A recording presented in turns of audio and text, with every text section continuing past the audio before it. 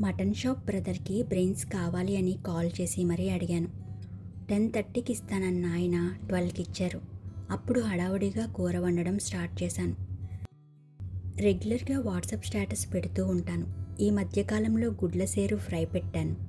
అది చూసిన మా కస్టమర్ లక్ష్మి గారు, సుమగారు, అది ఏంటండి వింతగా ఉంది, అవి కూడా తింటారా అని కాల్ చేసి మరీ అడిగారు. సేమ్ అదే డైలాగ్ ఈ వీడియోకి కూడా వస్తుందనుకుంటున్నా. ఎందుకంటే వాళ్ళు వైశ్యాస్. ఆవిడకి ఇవేమీ తెలియదు, ఎప్పుడూ చూసుండరు కూడా. వెజ్ కర్రీస్కి మాత్రం లైక్ చేస్తారు. మసాలాలు ఏది పడితే అది వేసేసి ఏదో ఒకటి చేసేసి కూర ఫ్లేవర్ పోగొట్టడం నాకు అస్సలు ఇష్టం ఉండదు. ఏ కూర ఫ్లేవర్ ఆ కూరకు ఉంచాలి, అప్పుడే ఆ కూరకి విలువ.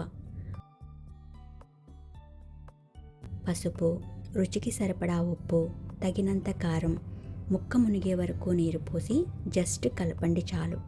బ్రెయిన్స్ సాఫ్ట్గా ఉంటాయి కదా, ఎక్కువ కలిపేస్తే పొరుటైపోతుంది. మీడియం ఫ్లేమ్ మీద మూత పెట్టి నూనె పైకి తేలే వరకు ఉడికించాలి. కూర ఇలా చిక్కగా చక్కగా ఉడికాక గుప్పెడు కొత్తిమీరను వేసి స్టవ్ ఆఫ్ చేయండి.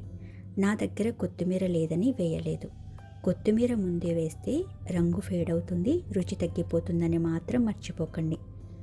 నా మాట నమ్మండి, నాన్ వెజ్ వాళ్ళ నాలికని నాట్యం చేయిస్తుంది ఈ కూర. ఉంటా మరి, బై బై.